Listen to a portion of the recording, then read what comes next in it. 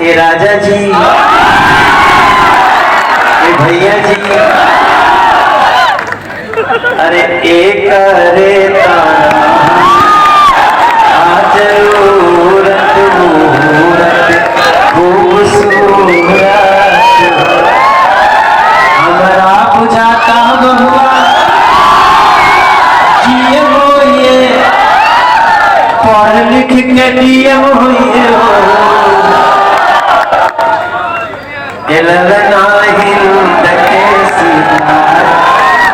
आगे वाला जो मंत्र सो हो जाता वाइस चांसलर यूनिवर्सिटी के मेरा दिल्ली सिटी के नो कुछ भी बन जाओ। देखो एक बात बताएं, आप लोग कई बार ना मुझे बहुत तानते हो सोशल मीडिया वगैरह पे, आज भी देखोगे। देखो चलो आज तो थोड़ा सा माहौल सकारात्मक है, लेकिन देखो मैं भी रिस्क लेते रहता हूँ। पहले भी लिया था सीसेट के टाइम, फिर लिया हूँ, मगर मुझे विश्वास है अपने देश के प्रधानमंत्री हमारे ऐसे परिचित है जो कहते हैं देखो जी मेरे घर के बाहर इतनी भीड़ लगती है, लोग आते हैं बहुत सिगरेट पीते रहते हैं जी, मेरा चिका दुबल हो गया। देखो आज मुझे थोड़ा दिल से बोलने दो, तो मैं उन लोगों को भी कहता हूँ अच्छा चिंता मत करो माता जी बहन जी, मैं बात करता हूँ समाज में सभी लोग एक तरह के नहीं होते हैं। अब इन सारी चीजों पे हम आगे बढ़ने से पहले जो हमारी सबसे बड़ी समस्या है सीलिंग। अब भाई अभी तो हम और समस्या का निदान कर रहे हैं, आप कह रहे हो कि हम जड़ से काट देंगे। तो मैं आप लोगों की समस्याओं को देखता हुआ एक बेसमेंट को छोड़ के, बेसमेंट में कुछ घटना घटी है, हालांकि मैं उस पर भी डिस्कशन का समर्थक हूं, क्योंकि ऐसा तो है नहीं कि खाली बेसमेंट में लाइब्रेरी चलती है। अभी हमारे पास राजेंद्र नगर से कम 400 बच्चे आए, मेरा घर जो छोटा सा लॉन है सब भर गया। मैंने पूछा क्या है, बोले कि भाई साहब जब से बेसमेंट की लाइब्रेरी खत्म हुई और हम दूसरे लाइब्रेरी में गए तो जो लोग लाइब्रेरी का जो पैसा लेते थे वो डबल ट्रिपल कर दिए, ऐसा मेरे पास सूचना है। अब मेरा मन बहुत चिंतित हुआ, इसलिए इन सारी समस्याओं को भी उन लोगों को नोट करना चाहिए जो चाहते हैं कि उनका भी काम चले, छात्रों का जीवन भी अच्छा से चले और दिल्ली एक बहुत बड़ी सेंटर है वो बनी रहे। कई बार मैं देखता हूं कि राजेंद्र नगर में जो नहीं हो रहा है वो मुखर्जी नगर में हो रहा है। मैं ऐसा देख रहा हूं कि आपने कहा भी कि कोई अधिकारी ऐसे आ जाते हैं जो कि जीना दुभर कर देते हैं, तो अभी मुझे कुछ अधिकारियों की क्या हो गया भैया, क्या हुआ इसको संभाल कर तो अंदर वाला निकल जाता है। आप कितने लोग भोजपुरी जानते हो? बहुत बहुत धन्यवाद। तो का माई के भाषा अब या उतरे रास्ता में और भाई उनके जो अधिकारी नियमों का बिना ध्यान दिए या कोर्ट के गलत इंटरप्रिटेशन करके जिन लोगों ने आपको तकलीफ दिया है उसको 24 घंटे के अंदर सजा देंगे, ये आप याद करें।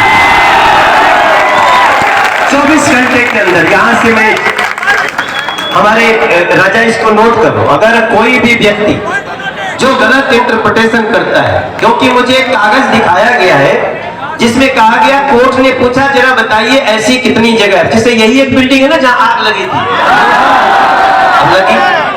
जिस दिन मैं आया था मुझे बहुत आपरों में रगड़ा, कई लोग तो इतना रगड़े कि कुछ लोग हमको बोले तो झूठे पगला है। हमने कहा नहीं भाई अभी गुस्से में हैं लोग, छात्र हैं, तो उनको हमें सुनने दो। फिर हमको अंदर लोग ले गए, चलो अंदर चलो, देखो वहां बहुत सारे लोग। तो मैंने डीसीपी के साथ, अब कुछ लोग कहते थे हमें भी ले चलो, मैं भैया मैं तुम्हारा प्रतिनिधि हूं ना यार, आप मेरे पे भरोसा करिए, कर सकते हैं। देखो सीसेट यहीं से शुरू हुआ था, मुझे अखिल जी ने हाथ दिलाया, अखिल मूर्ति जी, और मुझे 2 घंटे में समझ में आया कि सी सेट की व्यवस्था गलत है, इसको चेंज करना चाहिए। और आपको बताऊं, आज आप अंदर की कहानी सुन लीजिए। जब पहली बार हमने उसको अपने मंत्री के पास रखा तो उन्होंने क्या कहा, अरे भाई साहब 200 आदमी की समस्या है, क्या है इतना टेंशन लेते हो? हमने कहा 200 नहीं, वो 200 पद हो सकते हैं, 800 पद हो सकते हैं, उसमें भाग लेने वाले 2-2 करोड़ लोग हैं सर। और जब मैं यही बात प्राइम मिनिस्टर सर को समझाया कि सर ये 200 का नहीं, ये 2 से 4 करोड़ हर साल लोग इसमें एस्पिरेंट बैठते हैं, तब जाकर के उनके फैसले होते हैं। 1000 लोग चुने जाते हैं, 1200 लोग चुने जाते हैं, लेकिन केवल आप 200 की बात करके इसको नहीं करना चाहिए। और मेरी बात को 1 मिनट में प्राइम मिनिस्टर सर ने समझा और जो आपने कहा था उसको हम लोगों ने ठीक किया। तो ठीक है, मैं आपके जितना पढ़ा लिखा नहीं हूं, आप सब तो बहुत, देखो हम भी कंपटीशन दिए नहीं, आप पास कर पाए। हम यूपीएससी भी ट्राई किए थे और दरोगा की परीक्षा भी ट्राई, लेकिन दरोगा हम बन गए थे। देखो ऐसा भी मत समझना। मैंने 96 में सब इंस्पेक्टर की परीक्षा पास की, बिहार में भी, यूपी में, लेकिन 96 मेरे जीवन का बहुत ही गजब का साल था। जैसे ही उधर रिजल्ट आया वैसे ही मेरा गाना निकल गया और मेरा गाना था।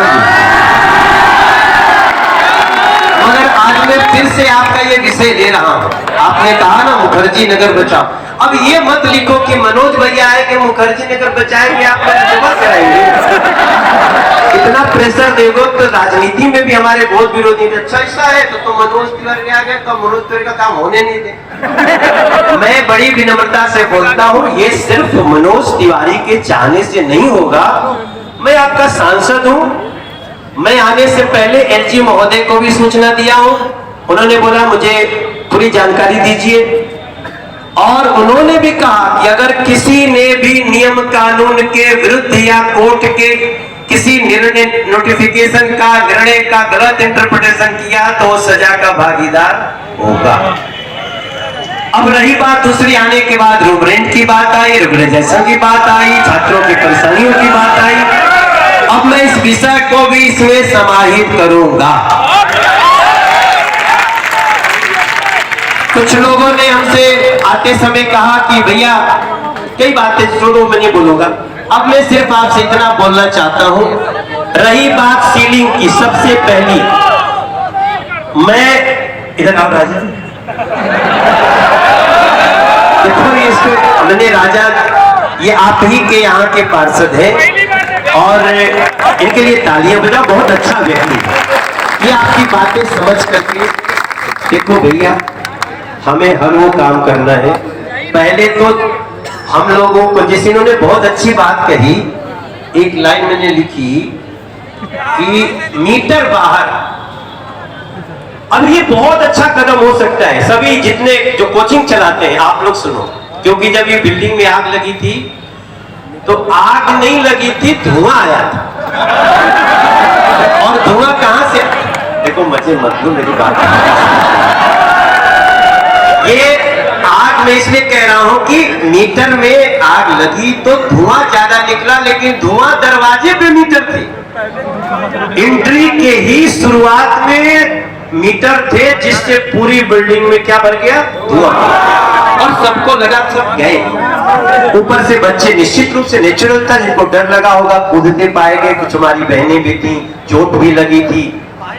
और आज मैं जब बात कर रहा हूं तो ये जो भी जिससे भी आया है, सभी ऐसे लोग कृपया नोट करें कि आपको अपनी अपनी बिल्डिंग का मीटर बाहर लगाने की व्यवस्था करनी चाहिए। ठीक है, ये बहुत इंपॉर्टेंट बात आई है। दूसरी, हम लोग फायर ऑडिट की बात करते हैं, लेकिन आज तक किसी ने इलेक्ट्रिक तार के ऑडिट की बात नहीं किया। ये तारों का जो झुरमुट है, ये भी तो सरकार की जिम्मेदारी है। सो इसको भी हम अभी कल ही, मैं कल 1:30, तो भले कल दशहरा है, लेकिन मैं कल फायर के साथ मीटिंग करूंगा, फायर के चीफ को बुलाऊंगा, और हम चाहते हैं कि इलेक्ट्रिक ऑडिट भी हो कि आपने क्या व्यवस्था की है, किस तरह से आग लगती है, आपके तार कैसे है, आपके व्यवस्था में क्या आया है। और फायर एनओसी को हम मिनिमाइज करना चाहते हैं। हम इसको इतना कर, दूसरी बात कि जैसे कोर्ट ने निर्णय दिया है अभी, अब कोर्ट ने निर्णय दिया है बिल्डिंग कब बनी होगी, बिल्डिंग तो बनी होगी आपके 30-40 साल पहले। अब ये बिल्डिंग को तो जैसे हमको फायर नॉर्म्स में लाना है उसका मिनिमम रिक्वायरमेंट करना चाहिए। मुझे लगता है इसके लिए तैयार भी होंगे सब, तो उसको भी करेंगे। और इसको ऐसे करके हमारी कोचिंग भी चलती रहे और हमारे बच्चों के जो अलग अलग उनकी बातें हैं, उनकी समस्याएं हैं, उनके लिए भी देखो कोचिंग सेंटर को हमारे साथ बैठना पड़ेगा। जो बच्चों की समस्याएं आ रही हैं उनके लिए भी हम सबको साथ बैठना ही पड़ेगा, तभी हम दोनों मिलके, एक पटरी पर रेलगाड़ी नहीं चलेगी। हाँ, मैं कर रहा हूं। क्या नाम है आपका? आरती मैं करूंगा, मैं आपसे बात किया, आप सबसे बात करूंगा। अभी तो मैं इन लोगों की बात से, और जब तक ये नहीं होता है कोई भी सीलिंग इस क्षेत्र में नहीं होनी चाहिए, ठीक है? और अभी कर सकते हैं, बिल्कुल डेफिनेट। हाँ, जो कोचिंग सील हो चुका है उसको हम यथाशीघ्र खुलवा करके आपको करना चाहते हैं, क्योंकि जब हम फायर ऑडिट, आप बहुत बड़े आदमी हैं जो, लेकिन देखो भैया एक चीज सोचो, एक चीज सुनो, अभी हम बेसमेंट पे नहीं जाएंगे, ठीक है ना? अभी ऐसा मत कहना कल से कि बेसमेंट को लेकर के एक बड़ी दुर्घटना घटी है। हम बेसमेंट में भी फ्यूचर में जाना चाहते हैं कि उसको कैसे हम सुरक्षित बना सकें, लेकिन बेसमेंट के अलावे जो है उसको सीलिंग ना हो, और जो हो गया है उसको यथाशीघ्र खोला जाए। हम इसके लिए आगे बढ़ने, हाँ सुनो, अभी कहीं बात करनी है, सारा जिंदाबाद अली को। ये समस्या को हम दूर करेंगे, और मैं इनके अलावे, हाँ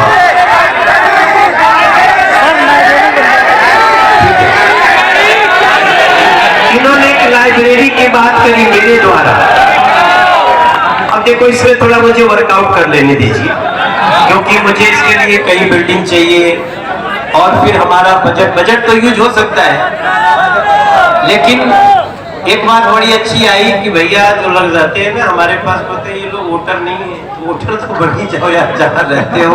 आजकल बहुत अच्छे से वोट बनता है, वोट बन जाना चाहिए, मगर इससे हमारा कोई लेना देना नहीं है। हमारी पूनम थोड़ी देर पहले पूछ रही थी हमसे, भैया ये सब लोग वोटर हैं क्या?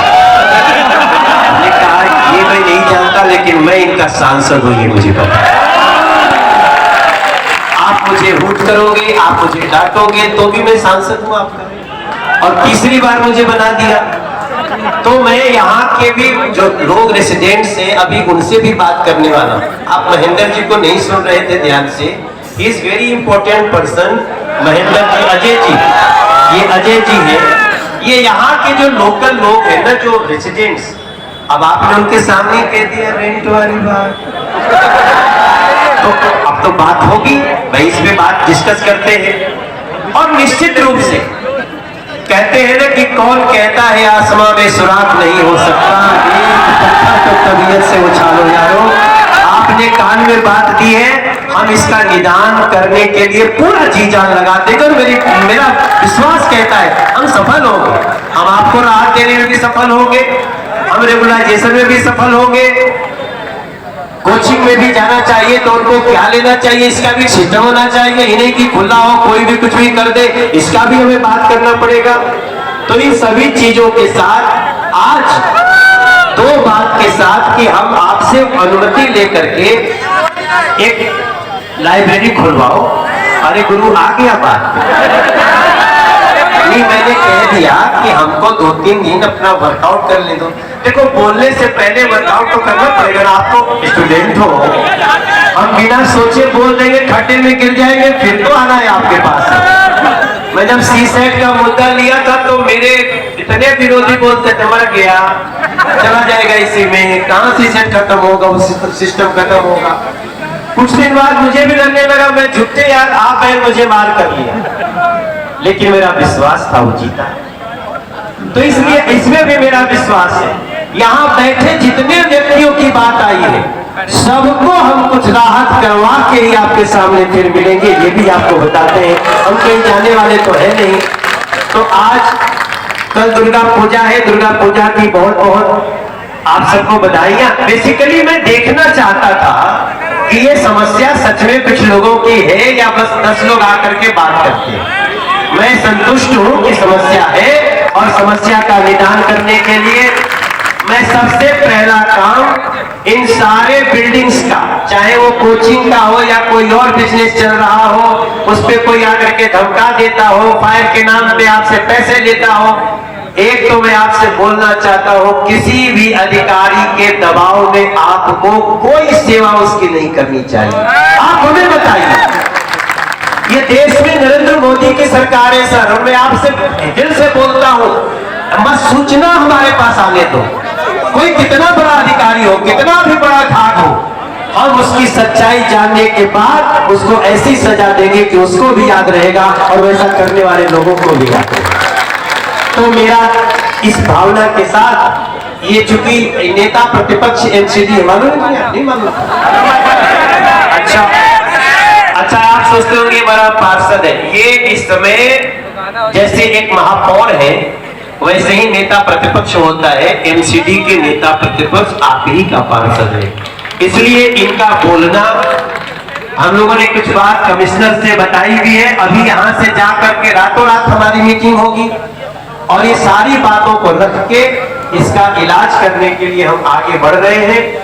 जो भैया लोगों ने मेरा नंबर लिया, आप कल 10 बजे आ सकते हो तो अच्छी बात, मैं इंतजार करूंगा, क्योंकि मैं 2 बजे के बाद थोड़ा सा जाऊंगा रावण को फोड़ने। आप भी फोड़िएगा, दशहरा गांव में भी आएंगे यहाँ भी। तो आज की हमारी बात इतनी है। मुझे लगता है कि मेरी बातों से आपको कुछ तो इशारा मिला होगा कि हम क्या करने वाले हैं। समस्याएं आती हैं जाती हैं, कई लोग ऐसे भी होंगे जो किसी हमारे विरोधी ने कहा जाओ थोड़ा सा गड़बड़ी करके आओ, ऐसे कुछ हो जाते हैं। अगर ऐसे भी कुछ हो तो देखो मेरा मन साफ है दोस्तों, मैं किसी का भी शत्रु नहीं हूं, मैं व्यवस्था बनाना चाहता हूं और हमारा रूल रेगुलेशन के तहत ही सारा काम करेंगे, ये आपको हम विश्वास दिलाते हैं। इसी के साथ मैं अपनी वाणी को देता हूं विराम। आप सभी को बहुत बहुत बधाइयां, और इसके बाद कुछ कहना हो तो पृष्ठि पर राजा कुछ कहना चाहते हो? चाहूंगा कि हमारे मनोज भैया अपने सुर और साज में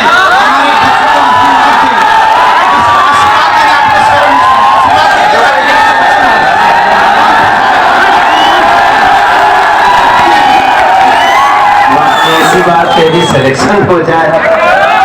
देखिए आप सब मेरे साथ नवरात्रि का आज अष्टमी नवमी दोनों है, तो मेरे साथ एक मंत्र गाओगे?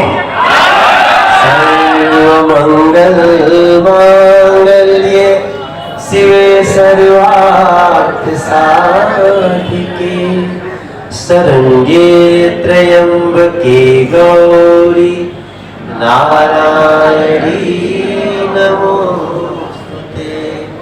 सर्वमंगल मांगल्ये शिवे सर्वार्थे शरण्ये त्र्यंबके गौरी नारायणी नमोस्तुते। राजा जी, भैया जी, अरे एक रे जरूरत मूरत खूबसूरत हमारा बुझाता बहुआ जिए वो ये लिख के दिए हुई हो ललना हिंद के सितारा। अब आगे वाला जो मन करे सो हो जाता। वही वाइस चांसलर यूनिवर्सिटी के मेरा दिल्ली सिटी के नो कुछ भी बन जाओ। देखो एक बात बताएं, आप लोग कई बार ना मुझे बहुत तानते हो सोशल मीडिया वगैरह पे, आज भी दिखोगे। देखो चलो आज तो थोड़ा सा माहौल सकारात्मक है, लेकिन देखो मैं भी रिस्क लेते रहता हूँ। पहले भी लिया था सीसेट के टाइम, फिर लिया हूँ, मगर मुझे विश्वास है अपने देश के प्रधानमंत्री पे, मुझे विश्वास है अपने एलजी महोदय पे, और मुझे विश्वास है अपने दिल्ली के ईमानदार अधिकारियों पे जो आपके कार्य को बना करके देंगे। आप सबको दुर्गा पूजा की बहुत बहुत बधाइयां। जय श्री राम, जय श्री राम, बहुत बहुत धन्यवाद।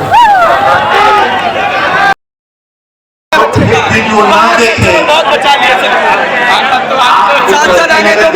आपको बताता हूँ, 1980 से मैं मुखर्जी नगर को देख रहा हूँ। तब कोचिंग संस्थान नहीं हुआ करता था, यूनिवर्सिटी का फंड हुआ करता था ये, और यहाँ काफी बच्चे की भीड़ सड़क किनारे के लिए रहती थी।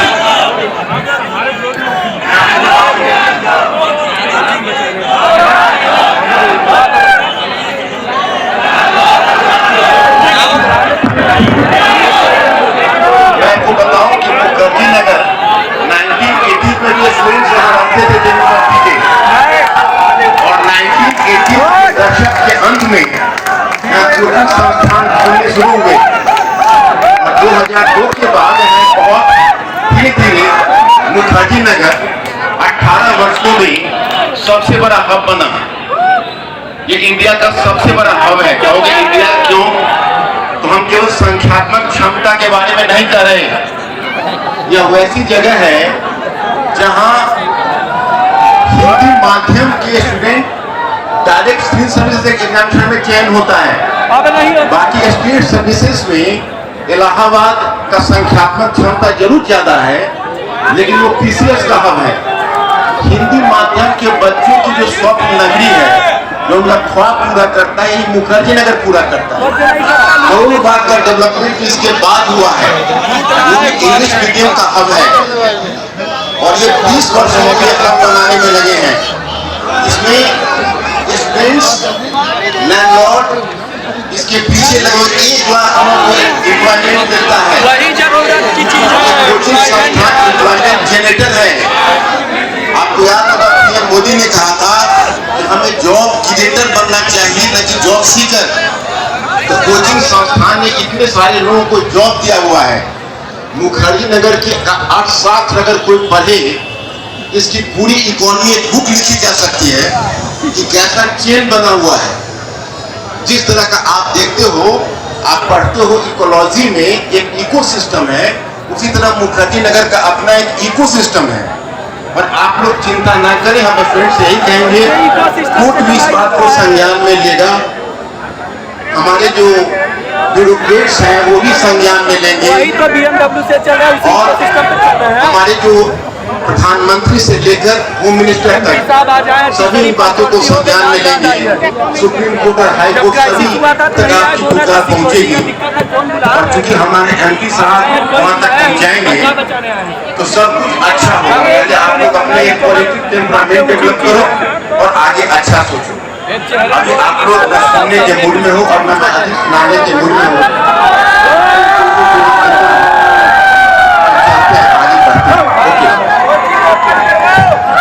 भारत माता की, जोर से लगाओ यार, इतना अच्छा हमने अभ्यास किया मनोज जी के आने से पहले। भारत माता की, माता की। बहुत अच्छा मणिकांत सर ने भी आपके बीच में अपना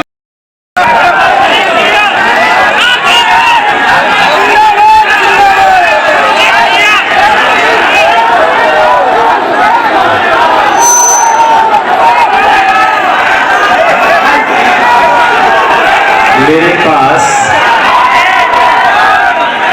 4-5 दिन पहले कुछ लोग यहाँ से गए,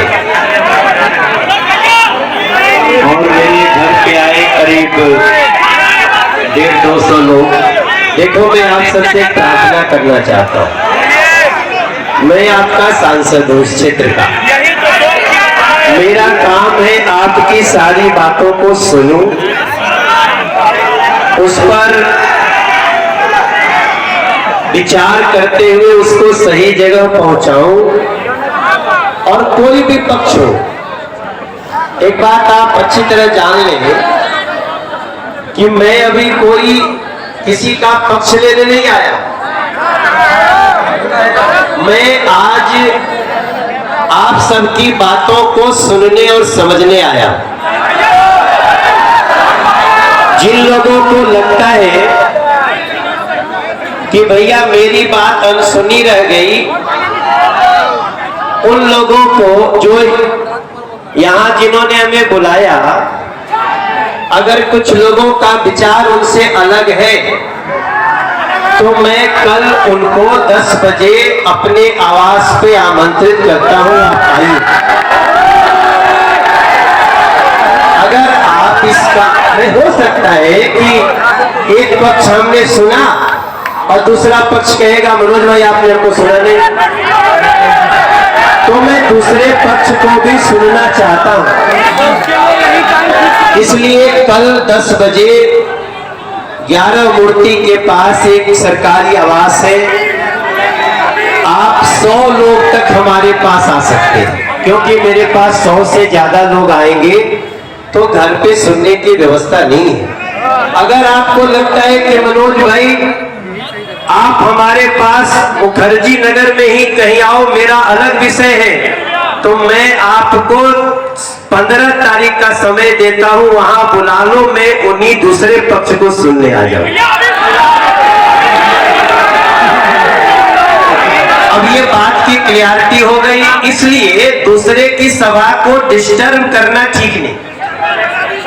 आप ये मत सुनो कि मैं ये बात सुनूंगा और आज ही कोई फैसला कर लिया और आप सोचोगे कि अरे मुझे तो सुना नहीं गया। तो मैं, अगर कोई दूसरा पक्ष हो तो मैं आपको सुनने को तैयार हूं। अब रही बात कि मेरी कुछ बातें जो मैं आपको कहना चाहता हूं, जिन लोगों ने ये एक हमारे हाथ में तख्ती लिया है, सेव स्टूडेंट सेव एजुकेशन, आ रहा हूं। ये जो जितने आपने उठाए हैं, इनके समर्थन में कितने लोग हाथ उठाना चाहते हैं? बहुत अच्छी बात है। फिर भी मैं देख रहा हूं कि कुछ लोग यहाँ डिस्टरबेंस करना चाहते हैं। नहीं ना, डिस्टरबेंस नहीं करना चाहते हैं ना? ओके, तो आपका कोई विषय अलग है। हाँ, तो आप लोग कल 10 बजे मेरे घर आए। ये देखो घर आना पड़ेगा, नहीं ऐसी बातें भीड़ में नहीं होती। आप चाहते हो कि हम यहीं आके मंच से बोले, आप हमें अलग दिन बुला लो। हाँ, आप 15 तारीख को दिन में 1 बजे जहां कहोगे मैं आके आपकी बात सुनने को तैयार हूं। इसलिए इस सभा को आप दूसरे की बात मुझे सुन लेने दो। आपका जो विषय में, आपका भी सांसद है ना, हाँ मैं सुनूंगा। अगर आपको लगता है ज्यादा देरी हो जाए तो कल ही 10 बजे सुना दो, इसलिए तो घर बुलाया कि शाम को दुर्गा पूजा है, सवेरे सुना दो। भैया ठीक है। अब दूसरी, हाँ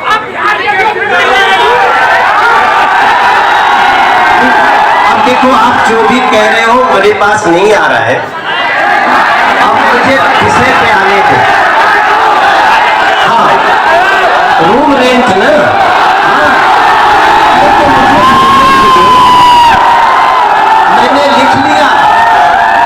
देखो आपने जब दिखाया था ना, वो हमारा जो सफेद टी शर्ट में मेरा भाई है, और जो आपने ये इसके पीछे लिखा, तो रूम रेंट मैंने पढ़ा और इसको नोट किया।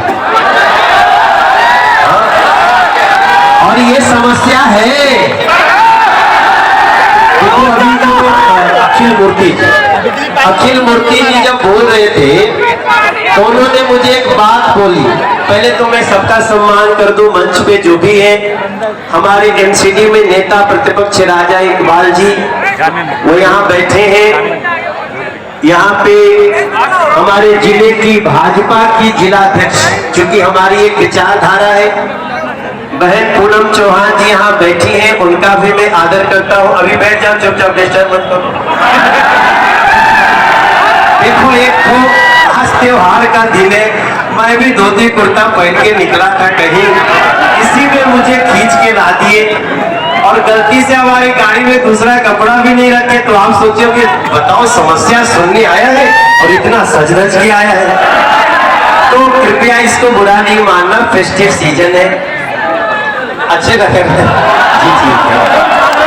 और दूसरी हमारे मंच पे जितने हमारे मोहन गोयल जी, हमारे अभी जो आपसे पहले बोल रहे थे ना महेंद्र गुप्ता जी थे, देखो ऐसा नहीं कि मुझे रूम रेंट की समस्या नहीं पता है, मेरे पास 15-20 दिन में ये भी एक बात बहुत तेजी से आई है। मेरे पास जो अखिल मूर्ति जी ने कहा कि लाइब्रेरी, छात्रावास और इसके बाद भी उन्होंने कहा रहना खाना अनुकूल नहीं है अपने शब्द में।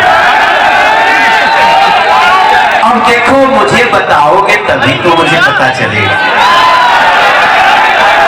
आप बताओ आज तक कोई ग्रुप बताओ जो मेरे पास आया कि तुम मेरे सांसद हो इस क्षेत्र के।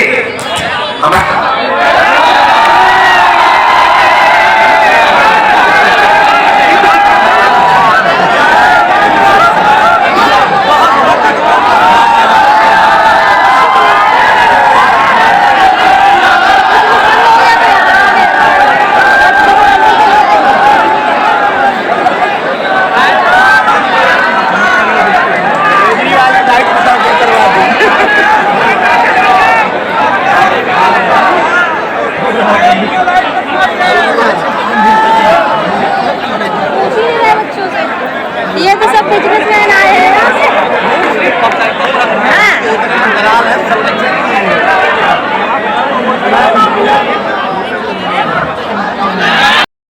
महात्मा गांधी और संविधान निर्माता डॉक्टर भीमराव अम्बेडकर तथा सत्यम शिवम और सुंदरम से प्रेरित इस लोकतांत्रिक मंच पर उपस्थित सभी गणमान्य सदस्यों का मैं हार्दिक अभिनंदन करता हूं।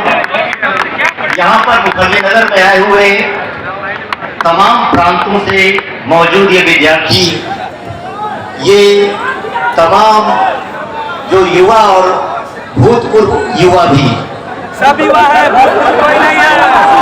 ये भूतपूर्व युवा इसलिए कि मुखर्जी नगर की आबो हवा को इन्होंने भी उसी दौर से देखा है और गुजारा है अपनी आंखों से, जिस दौर से आप अभी गुजार रहे हैं। और इसलिए आपकी आज की ये उपस्थिति किसी जमाने में हम सब की यहाँ की उपस्थिति की याद ताजा करा रही है।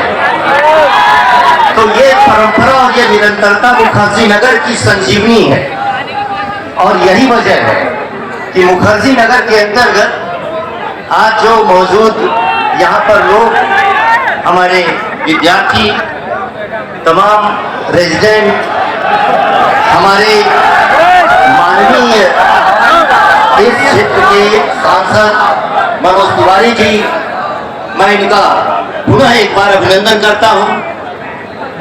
यहाँ पर मैं जो कहने आया हूँ और जो बात मैं चाह भी रहा था बहुत दिनों से, लेकिन कोई सही मंच नहीं मिल रहा था, आज मिल गया।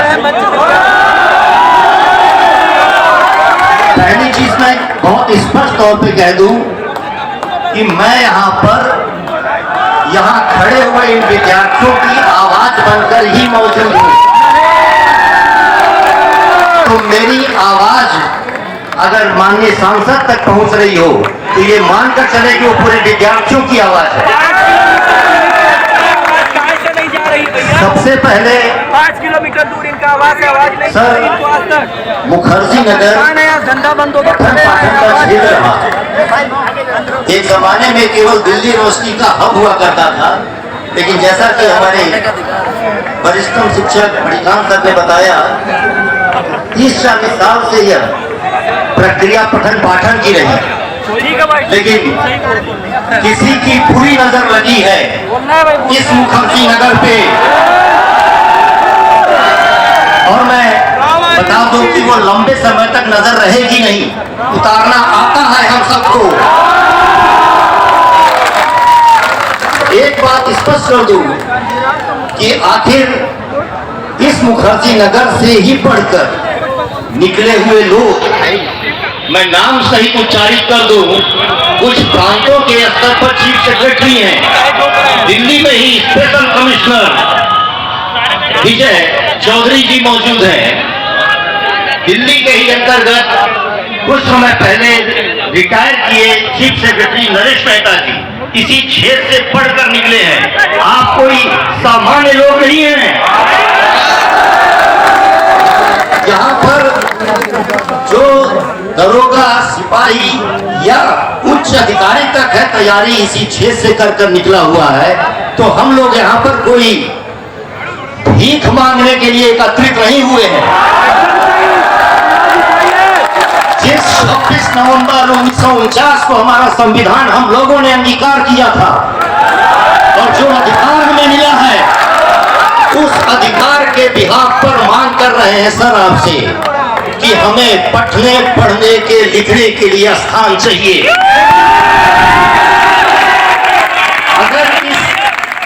अगर इस देश में 2024 में आकर अगर हम किसी रेगुलेशन से आगे बढ़कर आईटी और चांद पर पहुंच रहे हैं और जमीन पर हमें पढ़ने पढ़ाने की जगह न मिले तो धिक्कार है।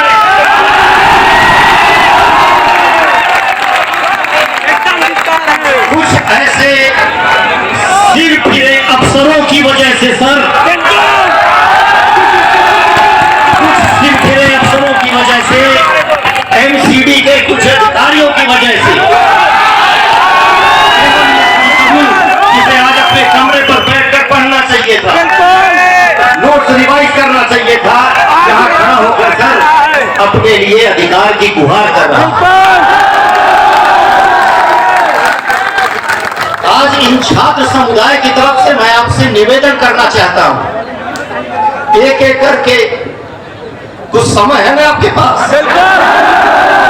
ऐसा तो नहीं है कि सांसद महोदय बैठे हैं तो आप हमारी बात न सुने, कहें कि डायरेक्ट सांसद महोदय से बात करेंगे। ज्यादा नहीं, मुश्किल से 5 मिनट, क्योंकि हम लोगों को पता है कि 150 शब्दों में क्या लिखना होता है।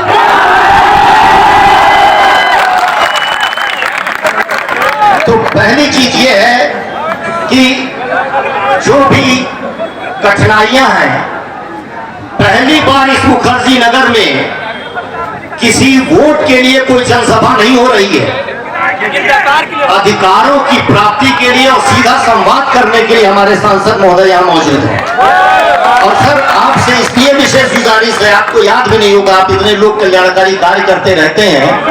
2014 में 2014 में जब आप उस समय पहला इलेक्शन यहाँ का जीते और इस क्षेत्र के अंतर्गत आप जनप्रतिनिधि बने सर, उसी समय में 2011 से चल रहा सीसैट की वजह से हमारे हिंदी भाषी क्षेत्र के लोगों के सिलेक्शन में बहुत बड़ी गिरावट आई थी।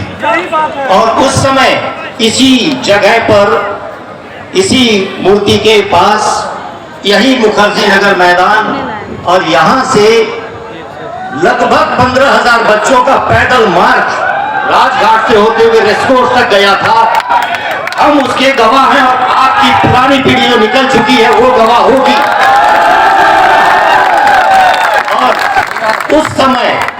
उस समय नीलोत्पल मृणाल जी जो अब साहित्यकार हैं, युवा पुरस्कार प्राप्त है, डॉट हॉर्स लिखा, यहीं पर उन्होंने अनशन किया था। और सर आपने आकर आश्वासन ही नहीं दिया कि आपको हमारे रहते हुए अनशन करने की जरूरत नहीं है, बल्कि आपने उस समय के संदर्भ में राज्य मंत्री श्री प्रसाद जी कार्मिक मंत्रालय के, उनसे वार्तालाप करते हुए हम लोगों की बात को ऊंचे स्तर तक पहुंचाया और 2015 से सीसैट क्वालिफाई हो गया। तो उसी उम्मीद और आशा के साथ आज हम लोग यहाँ पर निवेदन कर रहे हैं आपसे कि जो बच्चों की समस्या है वो समस्या का समाधान करें। समस्या नंबर 1, पहली चीज, पढ़ने पढ़ाने के दौर में भय नहीं होना चाहिए, न तो जीवन का और न ही जो है सीलिंग का। सबसे शर्मनाक बात होती है, क्लास चल रही होती है और 2 अधिकारी 4 अधिकारी पुलिस और सोचिए जरा पैरामिलिट्री फोर्सेस के साथ कोचिंग के प्रीमाइसेस में आते हैं और तुरंत ऐसा लगता है कि हम कोई गलत कार्य कर रहे हैं, स्मगलिंग कर रहे हैं और तुरंत उसको सील करो। हम बताना चाहते हैं आपको कि अगर ये भय के अंतर्गत अगर क्लास चलनी होती तो मुखर्जी नगर कभी मुखर्जी नगर नहीं कहलाता, जिसकी वजह से ये जाना जाता है कलेक्शन के लिए।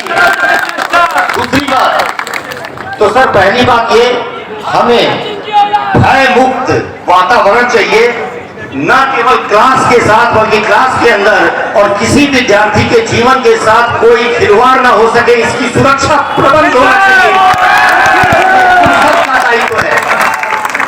दूसरी बात कि सर, इस पूरे क्षेत्र के अंतर्गत अगर कहा जाए कि बच्चों के रहने पढ़ने खाने की व्यवस्था तो है सब, लेकिन अनुकूल नहीं। तो सर, आपसे निवेदन है कि एक लाइब्रेरी आप अपने फंड से बनवाइए।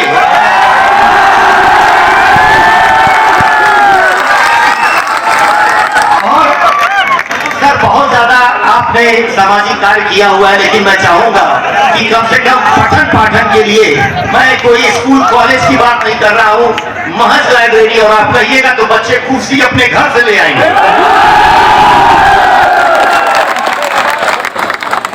तीसरी बात, मैं रेजिडेंट से, पीजी ओनर से, उन सब से निवेदन कर रहा हूं कि बच्चों को भेड़ बकरी मत समझिए।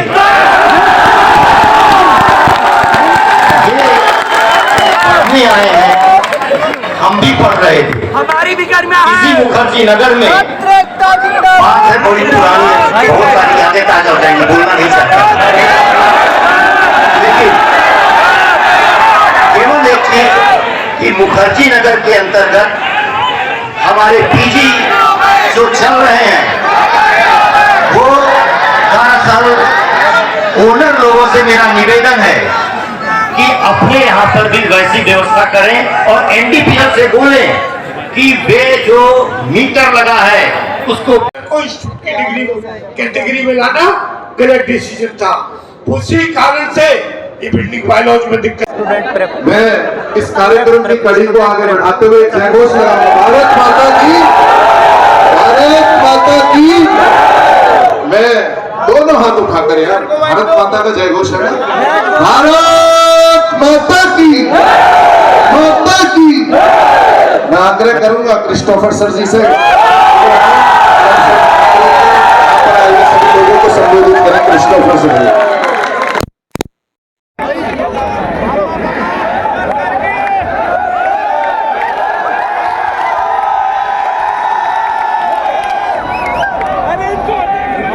सबसे पहले जितने भी यहाँ पे छात्रगण मौजूद हैं, मैं बिल्कुल आप सब लोगों को मतलब नतमस्तक करना चाहता हूँ, क्योंकि आप सब लोगों को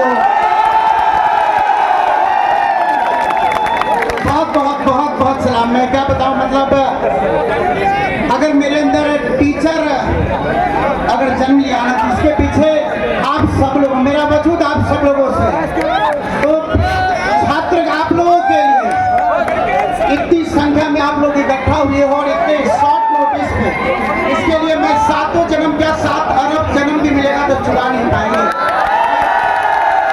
और मुखर्जी नगर जब तक आबाद रहेगा, आप लोग का ऋणी रहेगा, कर्जदार रहेगा, ये हमेशा के लिए कर्जदार रहेगा। और मुझे पूरा विश्वास है कि इतनी संख्या में जब आप आए हैं तो हम सबका क्लासरूम जो सील हो गया है ना, वो तिवारी जी आज ही अपने हाथों से डिसील करवा के जाएंगे।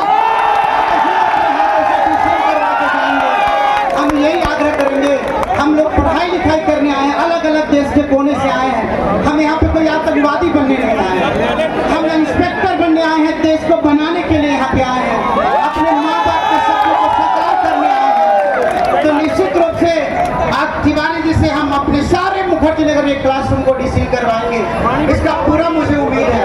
और ये जो उत्साह आप लोग के अंदर उत्साह उमंग जज्बात जो दिख रहा है, मतलब मैं क्या बोलूँ, मैं तो यही कहूँगा कि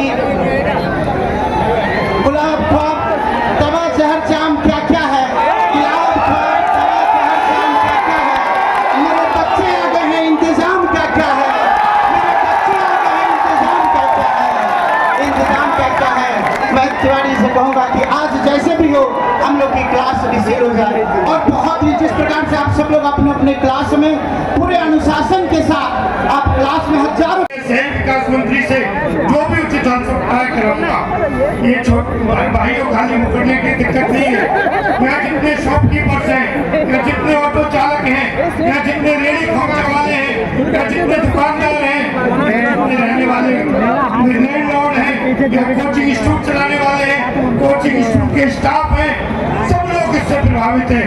कभी नेहरू बिहार में आज चौपाल हो रही थी, लोग रो रहे थे, कहते भाई साहब एक मंजिल में रहते थे, 4 मंजिल में किराएदार से हमारी रोटी चलती थी। एक विधवा महिला थी, कहने लगी बेटा रोटी किससे खाऊंगी। एक किराएदार आ गया, कहने लगा बाबूजी 2 महीने से किराया दे पा रहा हूँ, कौन छोड़ कर जाऊंगा। यानी हमारे अस्तित्व की लड़ाई है। बच्चे भी दूर दूर से आए हैं।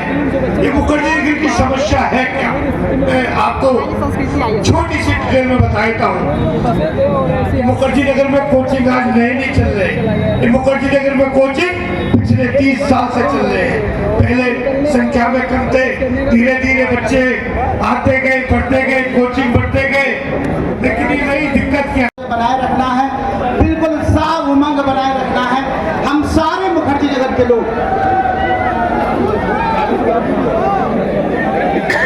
हमारे जो भाई बहन यहाँ पे पढ़ाई लिखाई कर रहे हैं, उनको बेहतर प्रबंध मिल सके। और कोई हमारा दूसरा मांग नहीं, कोई दूसरा मांग है ही नहीं। हमें तो बस ये चाहिए कि मुखर्जी नगर विद्यार्थियों पे जिंदा है। मुखर्जी नगर का नाम है ना, मुखर्जी नगर में विद्यार्थी नगर हो जाना चाहिए।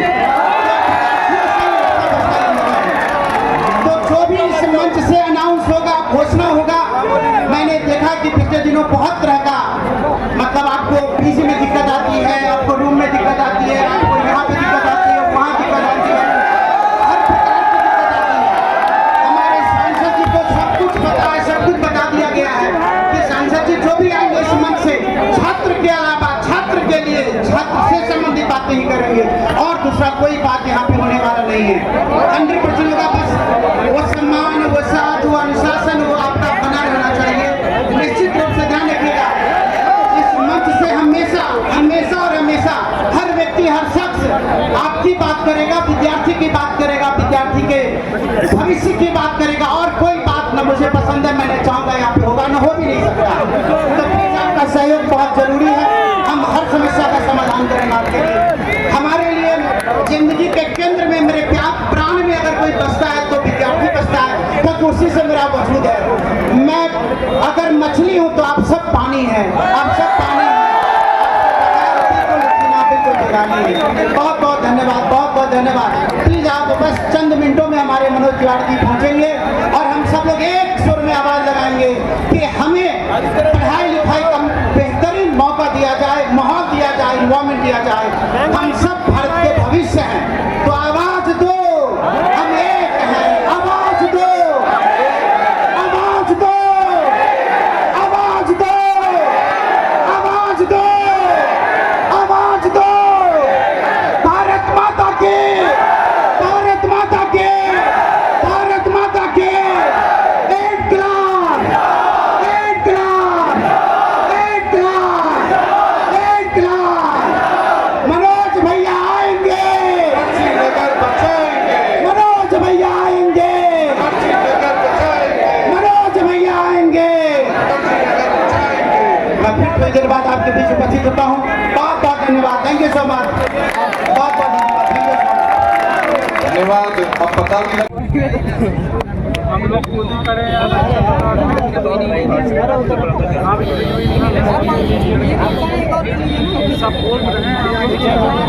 इस पूरे मुहिम में और इस पूरे कार्यक्रम को यहाँ तक लाने में यहाँ के जो भी लोग हैं, खासकर यहाँ के RWA के लोग, कोचिंग के लोग, लाइब्रेरी पीजी चलाने वाले लोग, छात्र संघ जो भाई और बंधु हैं, उनके सहयोग की बात हमने आसपास भी जो कुछ लोग अभी घरों पर बैठे हैं, उन्हें पता लग जाना चाहिए कि इस प्रकार का कार्यक्रम का आयोजन यहाँ पर हो रहा है और वो भी इस कार्यक्रम में शामिल हो जाएं।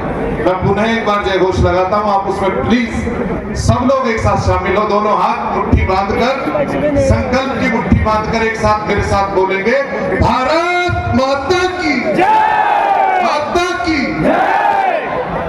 आज जैसा हम सबको भी दिख रहा है कि आज का जो एक कार्यक्रम है, ये कोई पॉलिटिकली कार्यक्रम नहीं है। मैं तो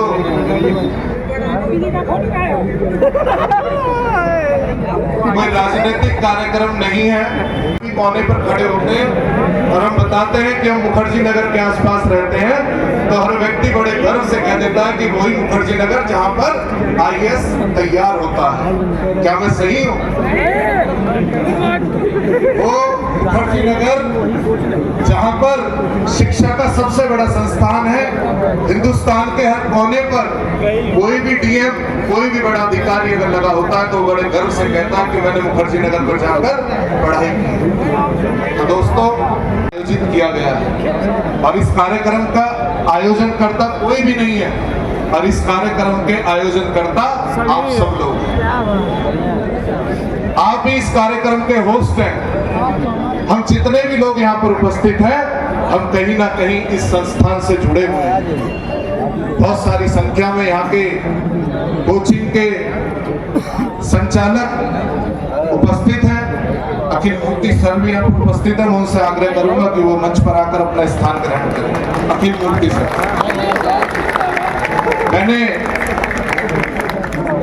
मैंने जिस प्रकार से बताया कि हम जो भी लोग यहाँ पर उपस्थित हैं, अगर कोचिंग का संचालन करने वाले, कोचिंग के मालिक, टीचर्स, सब लोग यहाँ पर उपस्थित हैं, तो उस कोचिंग में पढ़ने वाले छात्र बड़ी संख्या में यहाँ पर उपस्थित हैं। एक बार छात्र अपने लिए ताली बजा दें, अपनी उपस्थिति दर्ज कर दें अलग से।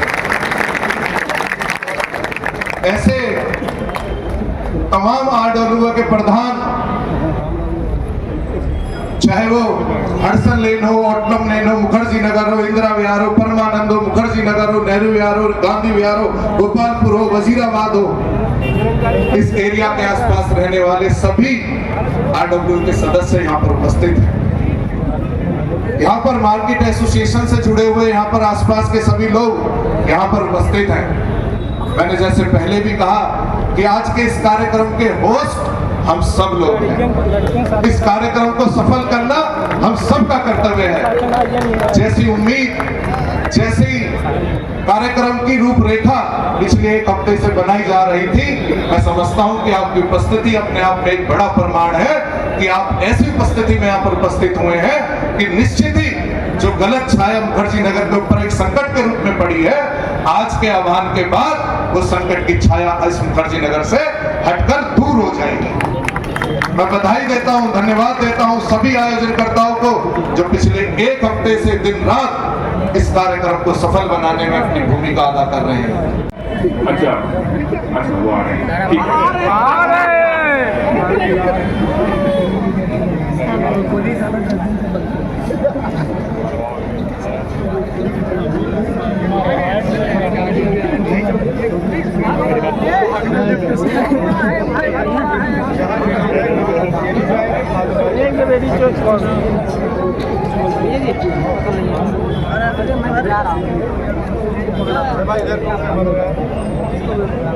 दो कर दो भाई, दो उधर लटका दो पोस्टर के पास ले लो। एक वो कर दिया